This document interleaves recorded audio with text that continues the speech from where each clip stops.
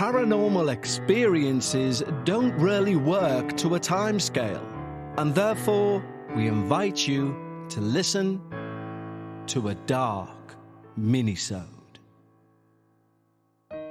Hello listeners, and welcome back to the first Dark Minisode of Season 14. The minisodes were just going to be for Season 13, and just because that took place in October. However, following your feedback, we've decided to keep them going. Because it's not just lip service when I do say that this is your show, and what you say goes. I'm merely the conduit to tell your true paranormal experiences. Some of the experiences that you hear on this show on a minisode, you may well have heard before. And that's for several reasons. One, some people do like to send their experiences to multiple paranormal podcasts. And secondly, many of the experiences covered on our minisodes I will be taking from my back catalogue of over 5 years of people's personal paranormal experiences that they've shared with me for different projects. Like I've said before, I love doing these little minisodes because I think shorter stories can bring out some things that you wouldn't expect. I call them authenticators, or little things which shouldn't really be within a small tale if it was fictional. But for these minisodes, I won't point them out. I'll leave that to you. Of course, on these minisodes, there's shorter appetizers, if you will, in between episodes of the Dark Paranormal. And therefore, we won't have all the sound effects and bells and whistles as we would with a standard Dark Paranormal episode. But we will, at the very least, give you something paranormal to mull over during the working week. And so, with that said, let's jump right into our first minisode for Season 14. Dear Kevin, this story covers almost 4 decades, so I'll try and keep it as condensed as possible. My mum, dad, and little brother moved to an old 2-bed Victorian house in Sunderland in 1978, when I was 3. It needed a lot of work doing, so we kind of moved around rooms as they were completed. Once it was complete, my mum and dad kept changing bedrooms with me and my brother. Well, I didn't question this, being only in single digits of age. Around this time, if my mum ever needed anything from the back bedroom, she would always send me up to get it. Whatever it was, a hairbrush, a scarf. I used to run up the stairs, run in the room, and be out before the door had swung shut. In truth, I just didn't like being in there on my own. Also, around this time, my brother and I had permanently taken up residence in said bedroom. As I hit puberty, though, and after the arrival of a little sister, my mum and dad splitting up, and the front room being split into 2 to allow my brother to have some boy space, my mum moved downstairs and used the front room as her bedroom. Well, great news for me as I got the big bedroom to myself, and she spent a fortune doing it up for me. I was cool with it. The uneasy memories forgotten, as I had other things on my mind, like getting hammered with my mates down the park and learning how to get served in the off-licence. Plus, it was sleepover central for me and my mates. Anyway, every morning, pretty much as soon as I moved in there, I would feel terrified on waking. So much so, I didn't dare open my eyes some mornings. I would literally jump out of that bed and run downstairs. I had a sense that from the built-in wardrobe in the corner of the room, there was something moving towards me. I could feel it, but I never dared look. That seems stupid now. My mum used to laugh it off, until one night, when I woke up screaming. There was something pushing under me, and I was lying in an unnatural position to be asleep in, kind of between on my side and my back. My mum came running upstairs and scooped me up and took me into her room. She calmed me down, but I couldn't explain what happened. In the morning, she said she'd heard a scream and ran upstairs with the dog, but the dog wouldn't enter the room. She said it like I was having a night terror because she couldn't get any sense out of me. So that's what it was put down to. Just to mention that the dog would sit in the living room, under the bedroom and the wardrobe, and sit looking at the ceiling and start to make strange noises. A few days later, I was walking to college and realised how late I was. So, realising I was going to get told off either way, I decided to turn around and spend the day at home. Downstairs, mind you. I opened the front door, hung my coat up, and walked into There was a vicar sitting in the living room with my mother. WTF? She said, this is Reverend somebody from St. Andrews. He's just called in to chat about John, who was her partner, and her getting married as they were both divorced. Yeah, right, ma'am. So I went to college and got bollocked anyway, and came home later and asked why he was really there. She said, well, it was after the other night. I thought it would do no harm if he came and said a few prayers, just in case. Okay. A few days later, I was in my room getting some stuff out of my wardrobe, and a huge crucifix fell out on top of me. Cue the Omen music. I found small vials of water, I'm guessing holy water, stashed in the nooks and crannies around the house, and a framed picture of Mary and Jesus. We're not religious, by the way. When I asked, she hadn't told me why all this religious paraphernalia was in the room. She said, just to make sure you're okay. God, I could punch her. Sorry, I'd never punch my own mother, but writing this down has knocked me slightly. Anyways, things did calm down, and I moved to university, and my brother commandeered the bedroom, and I was moved to the smallest bedroom for when I came home. But when I did come home, I would suffer from both sleep paralysis and nightmares in that small room. Well, great. One night, I could open my eyes, but I couldn't move anything else. And I was screaming inside for something to make it stop, when my mum came up and switched on the light to see if I was okay. Well, this brought me out of the paralysis, and I asked her why it was she'd come upstairs. She said the picture of my great-grandma had fallen off the wall at the bottom of the stairs, so she'd come to investigate. Weird.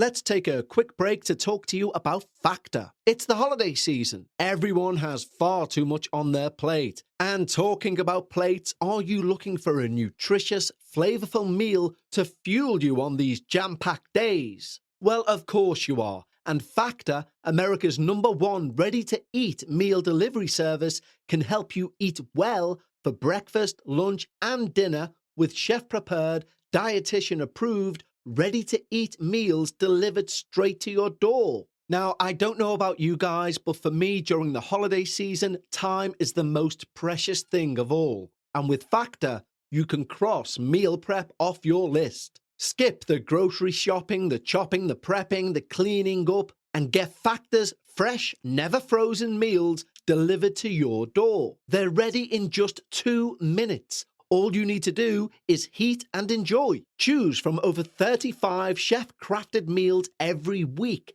that support a healthy lifestyle, meet your meal preferences, whether it's calorie smart, vegan, veggie, protein plus, and more wholesome options. This December, get Factor and enjoy eating well without the hassle. Simply choose your meals and enjoy fresh, flavor-packed meals ready in 2 minutes. No prep, no mess. Head over to factormeals.com/darkparanormal50 and use code darkparanormal50 to get 50% off. That's code darkparanormal50 at factormeals.com/darkparanormal50 to get 50% off.